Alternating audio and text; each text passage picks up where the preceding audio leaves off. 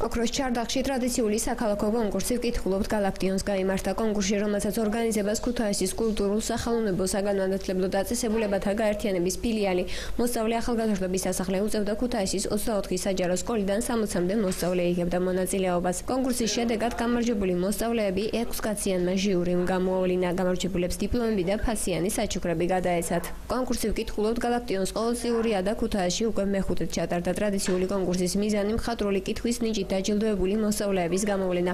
მოსწავლეებში პოეზიის სიყვარულის გაღვივება და გალაქტიონის შემოქმედების უკეთგაცნობაა. მონაწილეთა რაოდენობა 60 მოსწავლეზე მეტია, 24 სკოლა ჩაერთო, რისთვისაც მათ მადლობას ვუხდით და წარმატებებს ვუსურვებ და თავად კონკურსი ძალიან მნიშვნელოვანია, რადგან მას აქვს როგორც მეწყვილების კულტურის განვითარებისთვის დიდი როლი, ასევე შევეჭიდოთ ამ ბუმბერაზი პოეტის შემოქმედებას.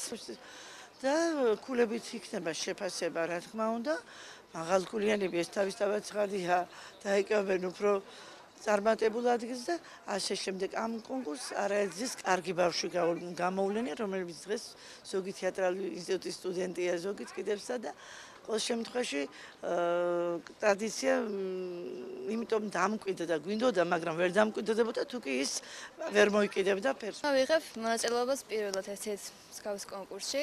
რა თქმა უნდა, ნერვიულობ, მაგრამ თავს ვამშვიდებ. ვცდილობ, უფრო დაწნარებული გამოვიდე სცენაზე და ჩემი ნერვიულობა დიდად არ დამეტყოს. იმიტომ რომ ჩვენ მეც ადამიანი ვარ, ისინიც ადამიანები არიან, ამიტომ სანერვიულო მგონი არაფერი არ არის.